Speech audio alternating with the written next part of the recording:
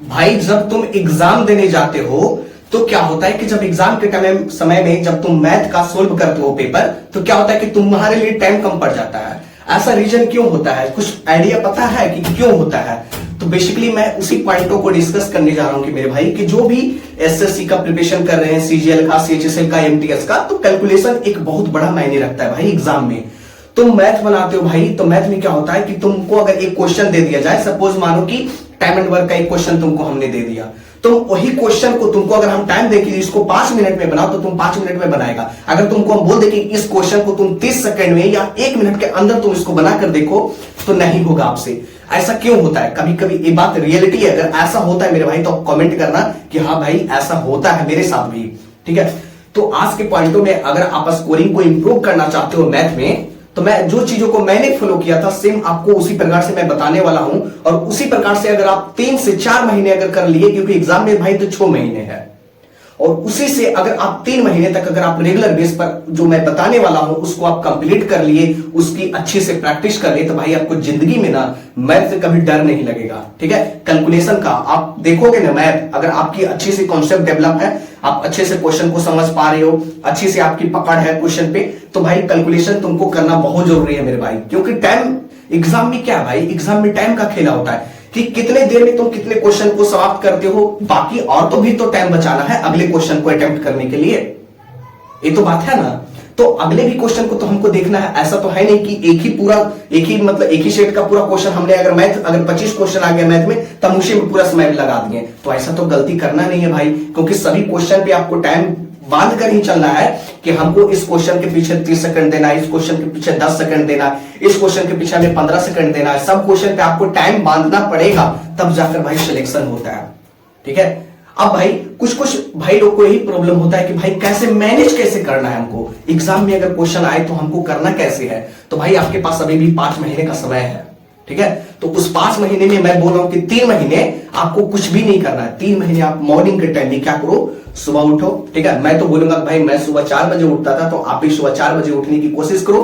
क्योंकि मॉर्निंग के टाइम में अगर तुम वोकअप याद कर लिए, इंग्लिश का जो वोकअप में प्रॉब्लम होता है उसको याद कर लिया, और कैलकुलेशन के लिए आधा घंटा तक अगर आप काम कर लिए, तो समझो कि आपको मैथ में कभी भी प्रॉब्लम नहीं होगा। जब तुम्हारी कॉन्सेप्ट अच्छी है, तुमको टाइम लग जाता है क्वेश्चन को हल करने में, तुम्हारी कॉन्सेप्ट अच्छी है, मैं मानता हूं तुम्हारी कॉन्सेप्ट अच्छी है, लेकिन आपको टाइम तो लग रहा है भाई।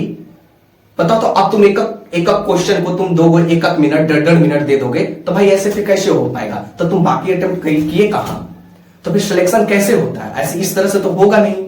तो करना क्या है कि मॉर्निंग के टाइम में जब भी उठना है, जब भी, तो आपको क्या करना है, छोटा छोटा सा पहले सब्ट्रैक्शन कर लेना, ठीक है। 20 जोड़ 70, इसको जोड़ने की कोशिश करना, 70 20 कितना हुआ 90, इस प्रकार से गुना कर लेना। 20 गुने 70, 20 गुने 199, 20 गुने 555, 11 गुने 577, फिर ट्रिपल डिजिट का गुना ले लो, ठीक है। छोटा छोटा अपने से करना। देखो मैं ऐप के लिए नहीं बता रहा हूं, बहुत लोग भाई लोग है ना जो ऐप के लिए बता रहे हैं। भाई आपको सोशल मीडिया से मैंने बोला दूर रहने के लिए। क्लास जब कर रहे हो तब तक ठीक है, लेकिन उसके बाद अगर तुम मोबाइल पे कैलकुलेशन कर रहे हो भाई, तो वो स्क्रीन तुम्हारे ना आंख को ले बैठेगा, ये फिक्स है।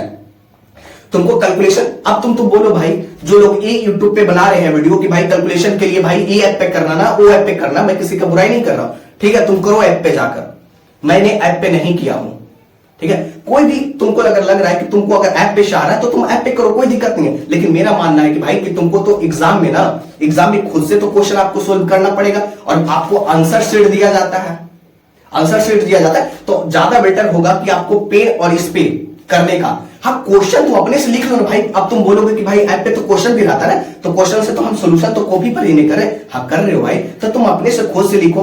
577 गुने 22, इससे 577 गुने 22 को गुना कर लो, भागा कर लो 2496 भागा 45, इस प्रकार से भागा अपने अपने देकर देखते रहो पूरा, समझो कि। तो आपको टारगेट क्या बनानी है कि 10 क्वेश्चन एडिशन का, 10 क्वेश्चन सब्ट्रैक्शन का, 10 क्वेश्चन मल्टीप्लीकेशन का, 2 डिजिट वाला, 1 डिजिट वाला, ठीक है। इसको फास्ट करने की कोशिश करना। जैसे 522 को दे दिया, 4 से गुना कर लिए, तो 4 दूने 8 हो गया, 4 दूना 8 हो गया, 5 चौक 20 हो गया। ऐसे ना फटाक से रहना चाहिए। फिर आपको मैं बोल दिया 749 का अगर गुना करो 3 से, तो 9 3 27 के साथ, बाकी 2 हो गया, 4 3 12 13 14 4, बाकी 1 हो गया 7 21 1 22, ठीक है। इस प्रकार से होना चाहिए भाई, इस प्रकार से होना चाहिए कैलकुलेशन। तब जाकर भाई एग्जाम में तुम अच्छे अटेम्प्ट कर पाओगे और तुम टाइम को मैनेज करना सीख जाओगे कि भाई कैसे एग्जाम में हम टाइमिंग को मैनेज कर सकते हैं। ये रियल फैक्ट होता है मेरे भाई। और जो लोग कैलकुलेशन के पीछे वर्क नहीं कर रहे भाई, तो आप याद रखना, ठीक है। अब जो क्वेश्चन आपको 20 मिनट में अगर हल करना है, मान लो कि टोटल आपने क्वेश्चन फिनिश कर लिया और आप बारी आई मैथ को बनाने के लिए और आपके पास 20 मिनट का समय है, तो भाई 20 मिनट भी आपके लिए कम पड़ जाएगा। 20 मिनट भी कम पड़ जाएगा। जब कैलकुलेशन तुम्हारे पास नहीं रहेगा ना, तो तुम 20 मिनट में हो सकता है कोई 8 ही क्वेश्चन सोल्व कर पाओगे, 9 ही क्वेश्चन बना पाओगे। अगर 25 क्वेश्चन का अगर बात करें तो सीएचएसएल में तो 25 क्वेश्चन का मैथ आता है, सीजीएल में भाई 25 क्वेश्चन का मैथ आता है। तो भाई तुम्हारे लिए 20 मिनट कम पड़ जाएगा।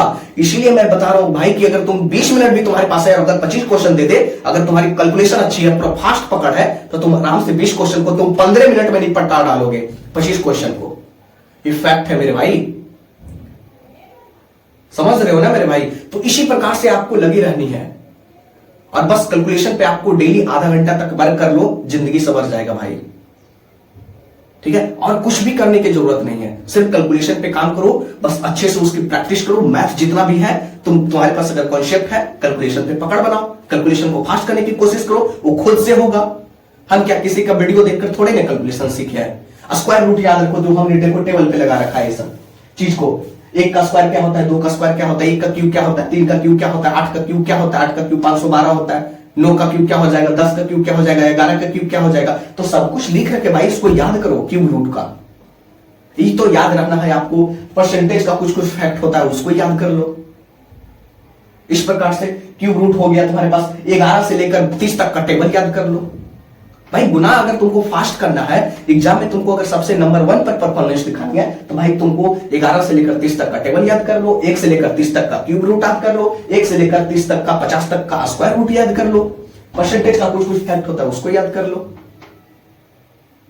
इस प्रकार से होता है मेरे भाई, ना कि तुमको अगर टाइम मैनेज करना है भाई, तो तुमको ये चीज करना पड़ेगा। ये रियलिटी बात है, तुमको इतना कोई भी नहीं बताएगा भाई कि तुम ऐसे करो वैसे करो। मैं अपनी ओपिनियन के हिसाब से आप लोगों को बताया, बट आपको जैसे आपको चाहिए वैसे आप कर सकते हो। बट मेरा बात मानना है तो मानो, नहीं मानना है तो भाई मैं कुछ भी नहीं कर सकता हूं भाई, क्योंकि करना तो खुद ही है। ठीक है जी।